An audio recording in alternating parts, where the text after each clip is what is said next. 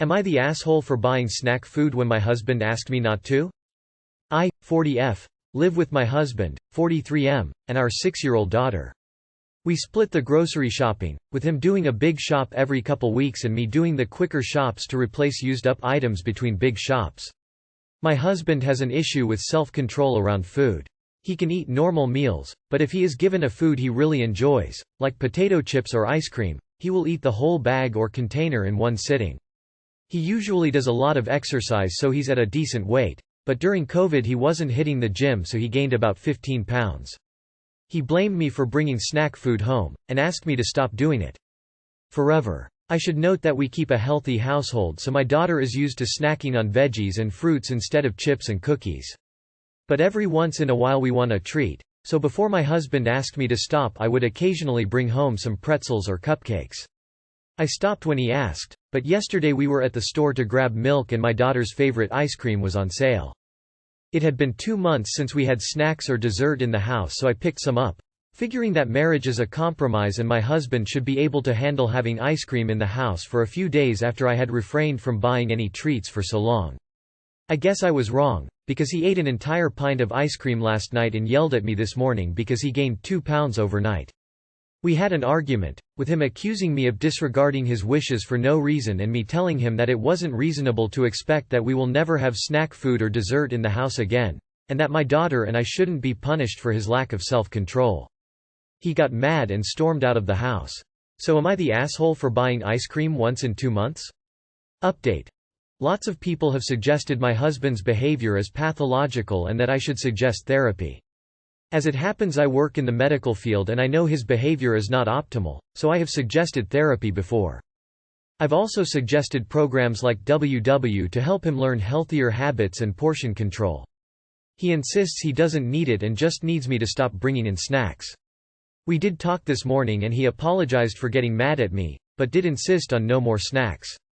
I told him I wasn't willing to agree to those terms and explained my concerns that our daughter was learning his bad relationship with food. He seemed genuinely taken aback by that and said he hadn't considered that affecting her was a possibility because she's still so young. I gently suggested therapy again and he said he'd think about it. I'll add this as an update too, but I did want to make sure people knew therapy has been suggested by me more than once. Update 2. A lot of people have been suggesting that my husband has a food addiction and asking if I would bring wine and beer home if he was an alcoholic. I'm not 100% sure this comparison is apt because while my husband clearly has a problem and needs help, I'm not sure he's a food addict. But here's my answer anyway. I wouldn't routinely bring them home, no. But if we were having a large barbecue or get-together I might buy some to serve. I understand addiction. My dad was an alcoholic and I've been to Al-Anon and therapy, and one of the main things I've learned is that everyone is responsible for their own recovery. You can't expect the rest of the world to change its behavior because you have a problem. Liquor stores will still be open, bars will still be on every corner, and it's up to you to handle the temptation. I honestly feel like I've been very supportive of him by doing what he wants for as long as I did. But I have a child to think of, and while she won't die if she doesn't get junk food for a while, she will eventually pick up on this idea of food being good and bad food having to be avoided at all costs, and it will negatively impact her relationship with food and with her dad. I don't want that to happen. Not the asshole, but it's very odd behavior for him to weigh himself that often that he knows when he gains 2 pounds in a day. Seems like he's really going through something, but definitely not an excuse to yell at you. It is therapy time. He needs to address whatever is going on inside and also the fact that he ever thought it was remotely okay to take it out on you. Not the asshole. One of two things is happening. Either he is refusing to exercise self-control, and is an asshole for trying to make you responsible for his poor choices, or he is incapable of exercising self-control and is an asshole for making you responsible for his refusal to seek therapy. Either way, what goes in his mouth is 100% his responsibility to manage. He's an asshole for thinking he gets to dictate whether or not anyone else in the house is ever allowed to have a treat they enjoy just because he can't put a spoon down. Not the asshole. If it's that he's struggling with self-control, you could always get one of those lockable snack boxes. Not the asshole. His lack of self-control should not affect you. Not the asshole. Your husband needs to grow up and take responsibility for his eating issues. He does not get to unilaterally decide that there will never be any snacks or desserts in your household. You have done nothing wrong here. Not the asshole. I am by no means trying to armchair diagnose your hubby, but his behavior sounds similar to those who struggle with binge eating. I've struggled with my relationship with food and tried a program called intuitive eating. It helped me a lot and my relationship with food is way healthier now. Maybe he should try it because right now he's making you responsible for his own issues. Even if it's an addiction to those foods that still doesn't make you responsible. If he really can't control himself, though, this seems like it goes beyond lack of self-control. Maybe he'd be open to therapy or something if you guys talked about it. Not the asshole. An adult should be able to control their own eating habits. If your husband can't, that's his problem, not yours or your daughter's. Not the asshole. You aren't deliberately feeding him junk. You aren't buying unhealthy snacks all the time and teaching your daughter moderation is healthy and important.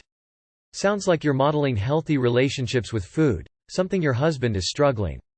Sounds like he needs help managing his feelings and self-esteem.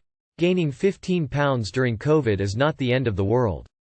Maybe there are some underlying emotions coming up and it might not be about you buying junk food and really about him being upset and unhappy with himself. Am I the asshole for refusing to pay rent to my parents? So I, 24F, have recently moved back into my childhood home after finishing my master's. Before that I was living in a city hundreds of miles away for 6 years. I worked full-time while studying and while I made every month of rent etc. I'm still pretty in debt from my studies, I'm perpetually at the bottom of my overdraft.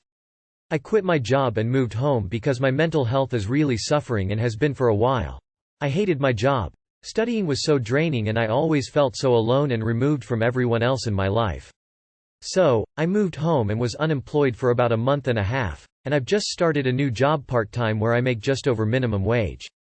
I got back into work because I felt the need to go back to being productive and earning, but I'm part-time because I want to still be able to take time for my mental health and self-care and all that shit. I spend about half of my weekly wage on driving lessons at the moment, and I spend another £100 every month on storage. As my mum informed me when I moved home, there was no room for all of my belongings. So, here's the situation. My dad has just asked me to start paying rent, and I don't think I should. For a little bit of context behind my feelings, last year my mum received £200,000 inheritance after a close relative died and she has since paid off the mortgage. She still works full-time and is a manager at her job. I'm spending over half of my earnings on driving lessons and storage while trying to save to pay off uni debts and buy a car and/or move out again, and my mum still has more than half of her inheritance, as well as a job where she earns about 7x an hour more than I do. I get that it's a respect thing. I live in her house and I should pay at least a little bit, but I'm broke and I'm trying to get myself out of this hole, but it's tough enough as it is. My argument is, lady doesn't need the money, and yeah, I'm 24, but I'm her child and I just feel as though she shouldn't be trying to make money off of the child she decided to have. Super biased and one-sided argument here, I know, but please let me know if I'm expecting too much and, victimizing myself. Can't tell if I'm the rational one here or not. Edit. I wanted to add my response to what a few people asked in the comments. The whole time I was at uni my parents said I could come home whenever I want, it's my house too, and they never liked the idea of asking me for money to come back. So I asked, just to be clear, before I did come home if they would want rent and they said they wouldn't as long as I help around the house and get my own groceries etc. I do both of these things. I'm not specifically opposed to the idea of helping them out, but what they're asking is unaffordable for me. Especially after I'm paying for storage and learning to drive as part of their wishes. Also, I'm in CBT therapy at the moment, work between 25–30 hours a week and already help around the house. Update. Okay, thank you everyone for all the comments. The main suggestion was, despite how simple it seems, to clearly communicate with my parents. I did. The main issue I had was that I came home under the belief that I would have a home here free of charge, as my parents always told me, including when I asked them about rent before I moved home. I spoke to my mum and I'll pay a reduced amount of rent as I'm saving to move back out again soon and, hopefully, a car, so I can travel for work, thus opening up even more career opportunities. Just FYI. I really don't mind being called the asshole. I get your point of view, fine, but please don't shit on me for having mental disabilities. I'm really, honestly, trying my hardest and life is really tough. I'm not trying to use it as an excuse, but it really does impair my life by no small amount, hence the mention. Anyway, thank you for all the comments. Not the asshole. I changed this because of other comments. If you parents were suffering, I would say you are the asshole. But geez, giving you a bit of a hand as their child doesn't seem like too much to ask, but as others mentioned, you have to communicate that. Tell your parents you are drowning. I am hopeful they will help you out. Info. Can I stop paying rent too? For context, my landlord is a multi-millionaire who doesn't need any more money. You are the asshole. It costs money to house you, they're not trying to make a profit off you. Instead of calling it rent, why not offer to pay a bit towards groceries and other bills? You're currently choosing to spend £100 on driving lessons per month whilst choosing not to work full-time. And whilst I fully support you taking a bit of time to relax for your mental health, that doesn't magically mean you aren't costing your parents money. You could choose to delay taking the driving lessons until you are working more hours and put some of the £100 you save towards rent, for example. NTA. As much as everyone disagrees, I have one simple reasoning. Would OP have moved back home if from the off, parents said they would need OP to pay rent? No, as that would completely defeat the purpose of moving home to get back on your feet. I understand that you're unable to pay the rent being requested of you, but I think it's fair to at least contribute to some of the bills at least. Imho, not the asshole and their shitty parents. I see that lots of people think that once you're 18 your parents have finished their job and don't owe you anything, and I disagree. It sounds like people need to provide for their children just because they're legally required to, and that once the contract's up they can become complete strangers. That's not how a loving parent should behave. Very unpopular opinion, but not the asshole, especially after seeing your edit. I mean, you're paying for the driving and the storage at their behest. You're in therapy, you're working, you're helping around the house, you buy your own groceries. I get the idea of rent on their side, but what's the point of living at home if you can't save anything to eventually leave? I don't think your parents are assholes all the time, but I think they're assholes in this situation. I also think, as a lot of people have said, that talking to them constructively and laying out where your time and money is going and why would maybe help a lot if they're as cool as they seem aside from this rent thing. Info. How much rent are you being asked to pay, versus your current income? Did your parents explicitly say why they would like for you to pay rent?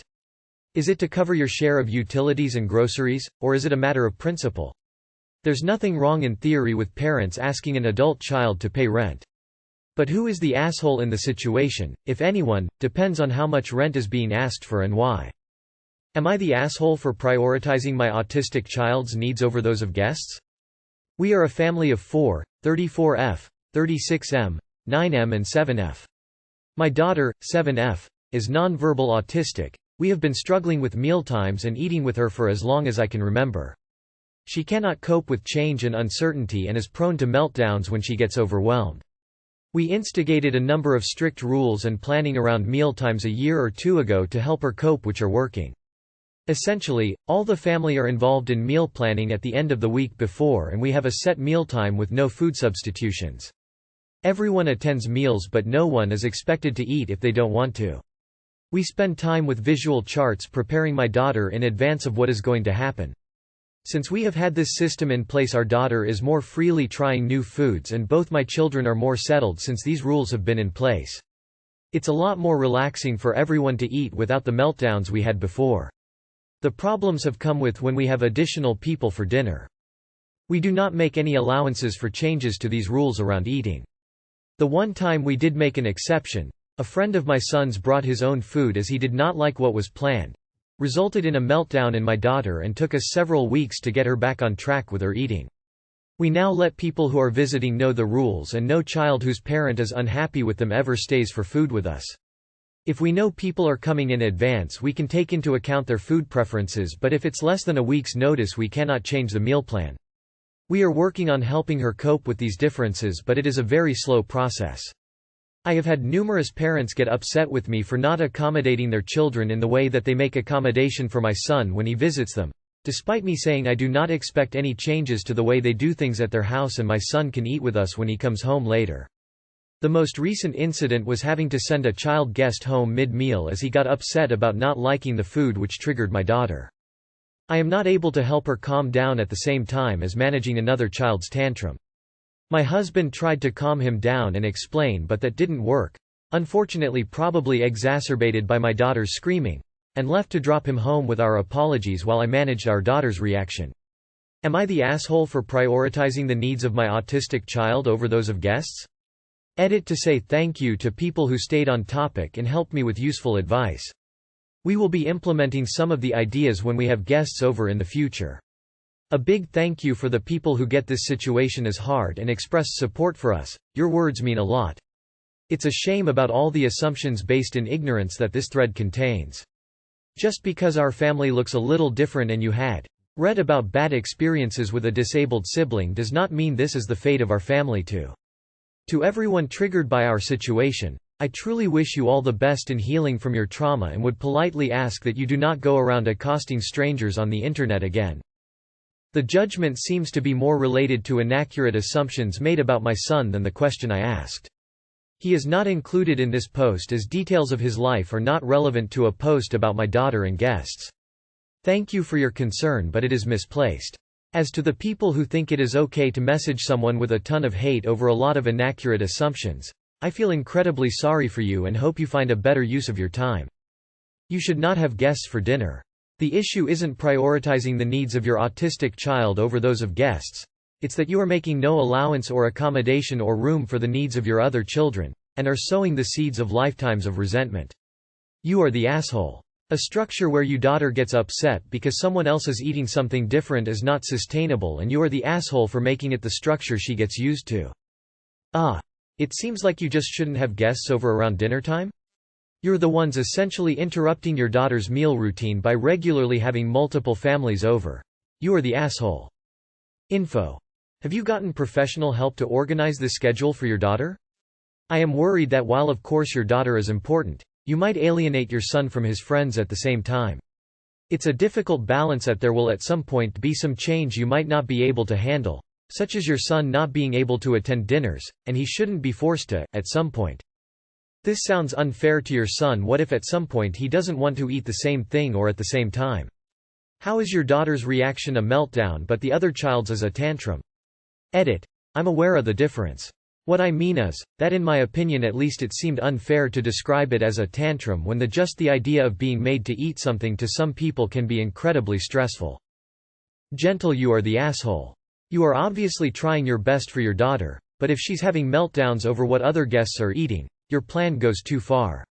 She needs to learn healthier coping mechanisms. Others have asked if you are getting professional help, and it seems like your daughter's school is the main resource. They can help with her care, but you've devised a meal plan that affects everybody. Are most of these guests your son's friends? If so, how does your son feel about it? Assuming the majority of these incidents arise when your son has friends over, I would be concerned that this rigid no-exceptions schedule is going to cause your son to feel like you're choosing your daughter over him. This is a tough situation you're in, and I understand you have to manage your daughter's special needs, but that must also be balanced against the needs of your son. Would it be possible for your son to eat separately, at a different time from the rest of the family when he has friends over? It would be pretty sad if your son was never able to have a friend over anytime food is involved for fear of upsetting your daughter. Stop having guests over for dinner if it causes a headache for you or your guests. Am I the asshole for not inviting my stepmom to the wedding? I, 25 female, am getting married to my fiancé next summer. I know it's a long ways away, but I have to start planning now because I'm from an island that gets a lot of visitors and weddings every summer. I do not want my stepmom to come to the wedding, and my dad has roped the rest of my family into telling me how awful I am as well. Background. I was a pretty genial kid and open to having a stepsister and stepmom after my parents divorced. My dad and his girlfriend at the time really pushed my younger stepsister, 22 female, and I together as kids. This was fine by me, but this was not fine by her. She would constantly bully me physically and emotionally, and my dad and stepmom did nothing about it even when I begged them to do something.